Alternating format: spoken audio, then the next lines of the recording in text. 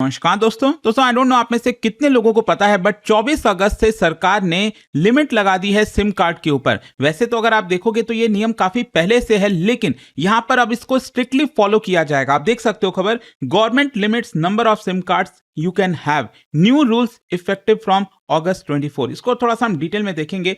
और देश के ज्यादातर रीजन में अगर आप देखोगे तो एक पर्टिकुलर लिमिट तक ही आप सिम कार्ड रख सकते हो।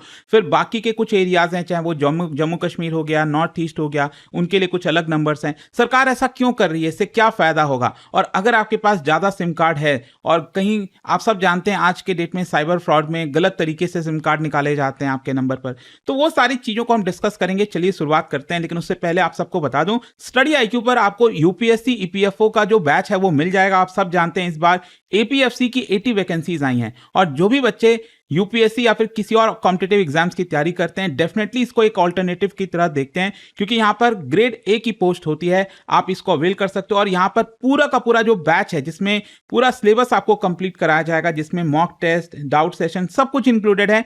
लिंक कमेंट सेक्शन में दिया हुआ है, वहां पर जाइए और भी डिटेल्स आपको मिल जाएंगे।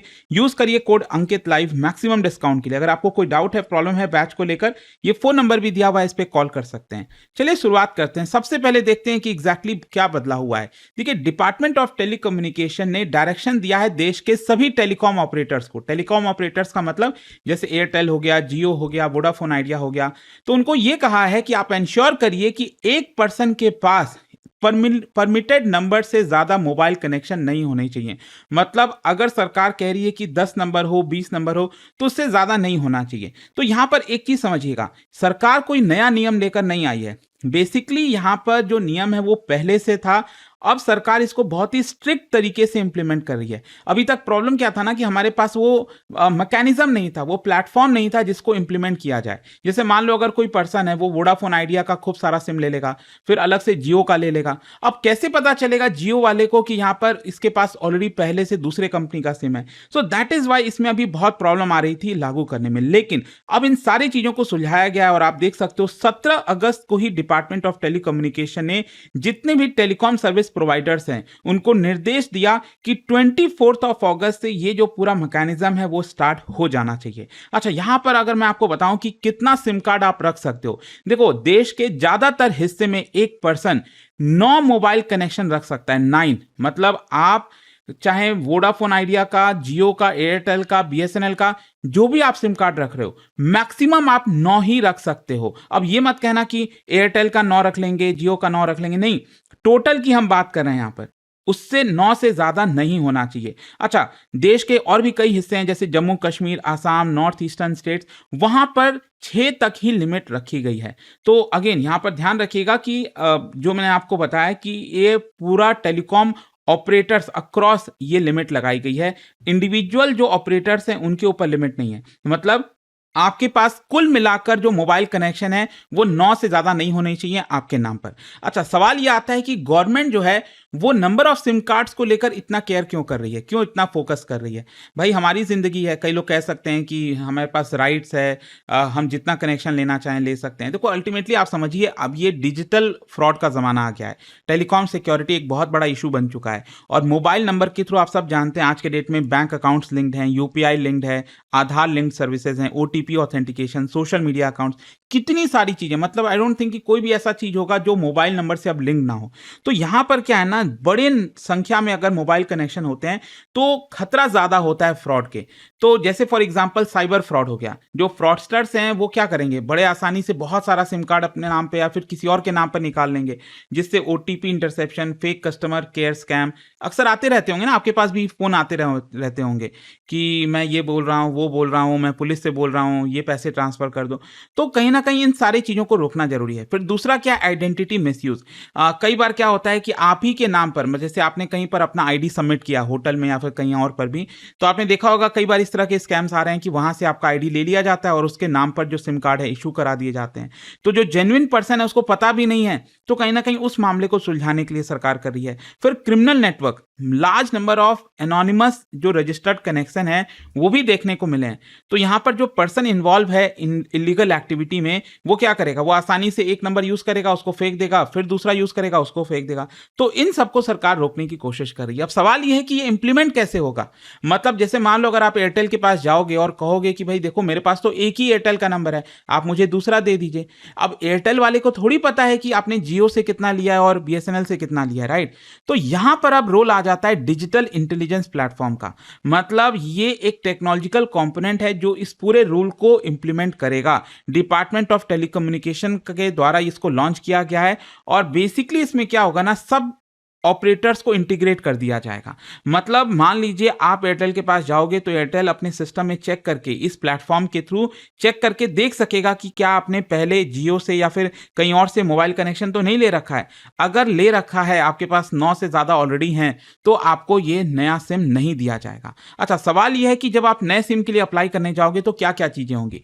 देखो, नए एनफोर्समेंट फ्रेमवर्क के तहत जो टेलीकॉम ऑपरेटर्स हैं, जैसा मैंने बताया, उनको चेक करना पड़ेगा कि आपने पहले कितना सिम लिया हुआ है। दूसरा एक इंपॉर्टेंट चीज मैं बता दूं कि अब सरकार ने यह कहा है कि आपको डिस्क्लोजर देना होगा।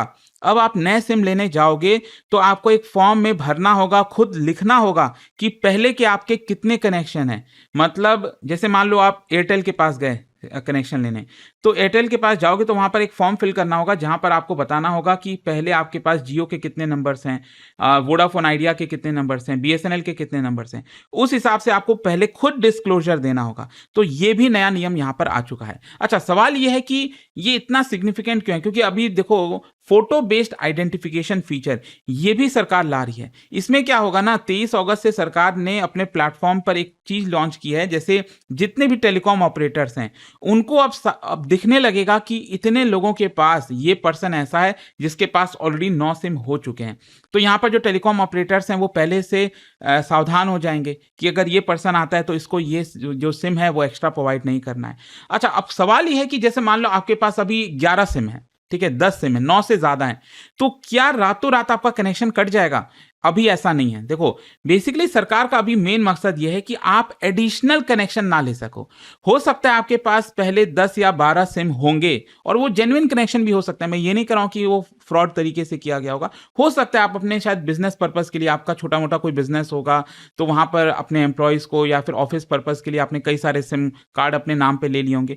तो ऐसे होती हैं चीजें। तो ऐसा नहीं है कि रातों रात आपका वो जो कनेक्शन है वो यहां पर कट जाएगा। मेनली सरकार इसको इंप्लीमेंट इसीलिए करना चाह रही है ताकि आगे अब इस तरह की चीजें कुछ ना हो। लेकिन हाँ, एक चीज और है, जैसे कई बार क्या होता है ना कि आपके नाम पर आपका जो आईडी है वो किसी दूसरे के नाम पर चढ़ गया। जैसे मान लो आपने सिम लिया और आप अपना जो आईडी है वो सबमिट किया एयरटेल के पास। अब मैं भी एयरटेल के पास गया और कहा कि भाई मुझे भी सिम चाहिए, तो एयरटेल वाले से गलती हो गई और उसने आप ही की आईडी पर मेरा जो नंबर है वो इशू कर दिया।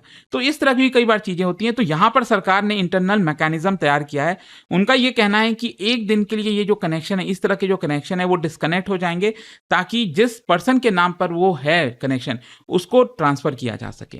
फिर इसके अलावा एक और चीज मैं आपको बता दूं, 30 नवंबर लास्ट डेट है। बेसिकली सरकार ने, मतलब डिपार्टमेंट ऑफ टेलीकम्युनिकेशन ने सभी जो टेलीकॉम कंपनीज हैं उनको ये कहा है कि देखो 24 अगस्त से ये सारी रूल्स स्ट्रिक्टली एनफोर्स करने होंगे, लेकिन लास्ट डेट 30 नवंबर है। 30 नवंबर के बाद कोई बहाना नहीं चलेगा। जितने भी एयरटेल हो, जियो हो, जितने भी टेलीकॉम ऑपरेटर्स हैं उनको ये जो पूरा सिस्टम है उसको फुल तरीके से इंप्लीमेंट करना होगा 30 नवंबर तक। उसके बाद कोई भी बहाना नहीं चल सकता। लेकिन हाँ, एक जो सबसे बड़ा डेंजर है मैं आपको बताता हूं, कई लोग बहुत ज्यादा इसको सीरियस लेते नहीं है, बट डेफिनेटली आपको ये चेक करना चाहिए। मतलब आपके नाम पर क्या कोई गलत कनेक्शन तो नहीं चल रहा है, क्योंकि आप तो अपना घर में बैठे हो, रिलैक्स हो, आपको तो कभी लगेगा ही नहीं कि भाई आपके नाम पर कोई गलत तरीके से सिम इशू किया गया होगा। तो यहां पर इंपॉर्टेंट क्या है कि जैसे मान लो आपके पास 2 कनेक्शन है, ठीक है, लेकिन हो सकता है पीछे से कोई 5 और कनेक्शन लेकर बैठा हो। तो इसके लिए आपको क्या करना है, जो संचार साथी सिस्टम है वहां पर जाकर आपको चेक करना है। संचार साथी जो ऐप है वो आप डाउनलोड कर सकते हो सरकार का, या फिर उनके वेबसाइट पर जा सकते हो। संचार साथी बहुत ही बेहतरीन तरीके से इसको बनाया गया है। इनफैक्ट मान लीजिए आपका मोबाइल फोन लॉस्ट हो जाता है तो आप रजिस्टर कर सकते हो, और आप देख भी पाएंगे यहां पर सरकार डेटा देती रहती है रियल टाइम पर कि 58 लाख से ज्यादा मोबाइल्स हमने ब्लॉक कर दिए, 36 लाख से ज्यादा जो मोबाइल्स हैं उसको ट्रेस किया जा चुका है। तो अपनी जो भी ग्रीवेंसेज हैं वो यहाँ पर देख सकते हैं, रिक्वेस्ट देख सकते हैं। आपका मान लो मोबाइल मिल गया तो आप उसको अनब्लॉक कर सकते हो। तो ये सारे फीचर्स हैं और यहाँ पर जाकर आप चेक कर सकते हैं कि आपके नाम पर कितने जो नंबर्स हैं वो इशू किए गए हैं। तो डेफिनेटली आपको ये चेक करना चाहिए, और अगर आपको लगता है कि वो कनेक्शन आपने नहीं लिया है तो प्लीज उसको जो है ब्लॉक करा दीजिए, अदरवाइज गलत काम हो रहा है, कल के डेट में आप ही के ऊपर परेशानी आ सकती है। सो आई होप आप समझ गए होंगे कि यहाँ पर जो नया सिम कार्ड का रूल है वो एग्जैक्टली है क्या। और जाने से पहले एक बहुत ही इंटरेस्टिंग क्वेश्चन भारत नेट के बारे में, क्या बता सकते हैं भारत नेट एग्जैक्टली क्या है? ये 2 स्टेटमेंट यहाँ पर दिया हुआ है और इसका जो राइट आंसर है आप सब जानते हैं, मेरे इंस्टाग्राम पर तो मिलेगा ही, वहां पर अगर आप नहीं हो कोई बात नहीं, टेलीग्राम से ले सकते हैं इसका सही उत्तर। और दोस्तों जैसा मैंने आपको बताया, यूपीएससी ईपीएफओ के द्वारा जो एपीएफसी के 80 वैकेंसीज निकाली गई हैं, इन बैचेस को आप ज्वाइन कर सकते हैं। देखिए 10 सितंबर लास्ट डेट है फॉर्म भरने का, अभी भी आपके पास समय है।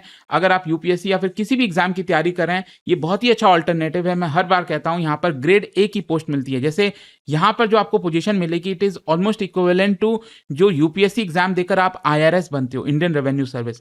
तो बहुत ही अच्छा मौका है, इसको मिस मत करिएगा। अगर आप स्टडी आईक्यू के साथ जुड़ना चाहते हैं तो ये पूरा सिलेबस हम अपने बैच में कवर कराएंगे, इसको आप अवेल कर सकते हैं।